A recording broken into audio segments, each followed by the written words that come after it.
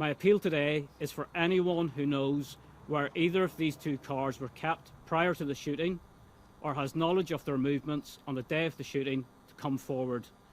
We need this information.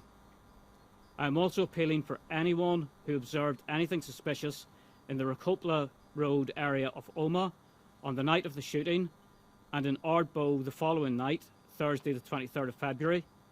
Did you see anyone or any vehicles in these areas? Did you observe any vehicles driving away at speed? We really need you to come forward with this information to help the investigation and bring those responsible for this attack on John to justice. I'm going to hand over now to Mick Duthie, Crime Stoppers Director of Operations, who will provide an update on the reward being offered for information leading to the arrest and conviction of the people involved in attempting to murder John.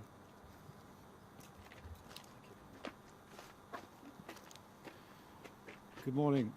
Firstly, I, on behalf of everybody at Crime Stoppers, wish to express our great sadness and shock at this awful attack on DCI Caldwell, and our thoughts are with him and his family at this time.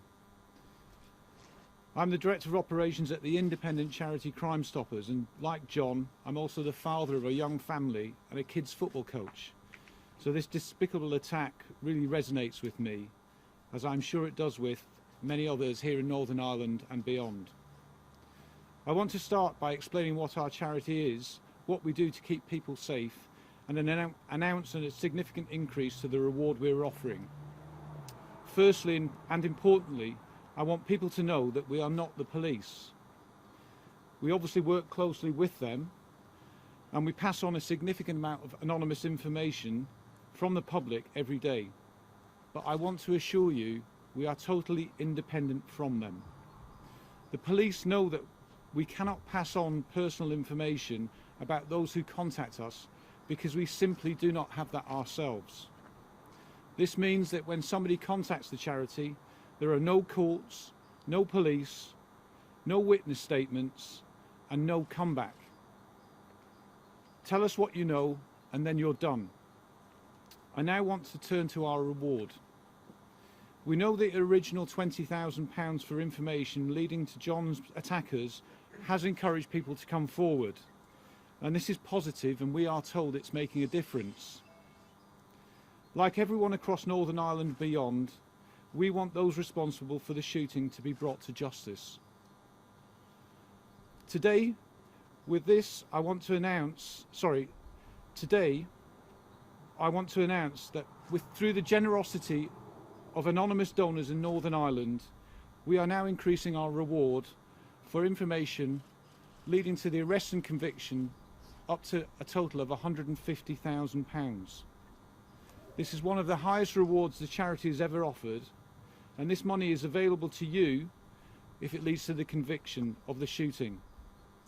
If you have information but prefer not to speak to the police, contact us by visiting our website, search online at Crime Stoppers UK, or by calling our 24/7 contact centre on the free phone number 0800 555 111. You can only claim the reward if you come to Crime Stoppers. Like our phone and online reporting service, our rewards process is also anonymous. You just need to ask for a reward code. If you know who was involved and have information, come to us and keep safe. Thank you for your time today.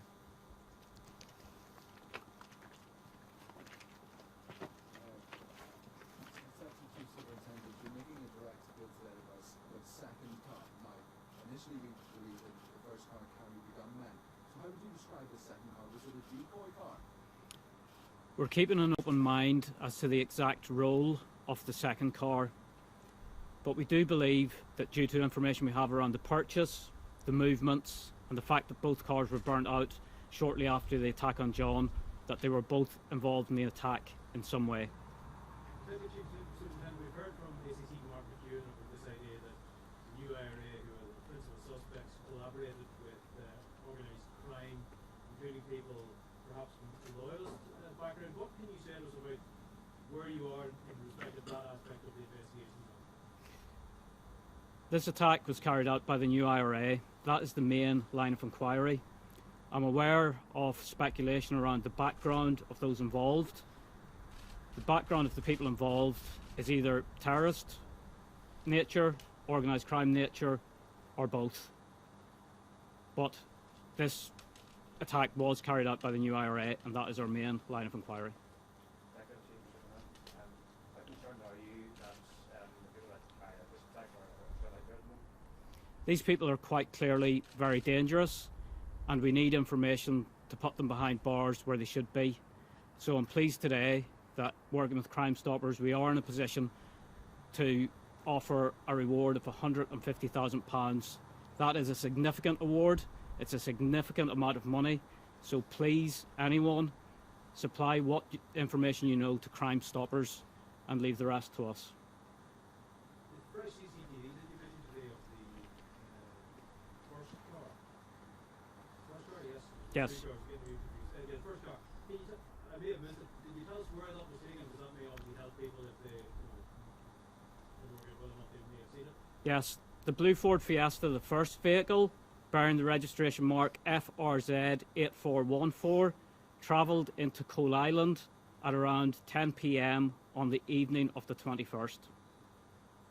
8 arrests to date, I think that's the case. Are you disappointed you haven't brought anyone before the courts yet?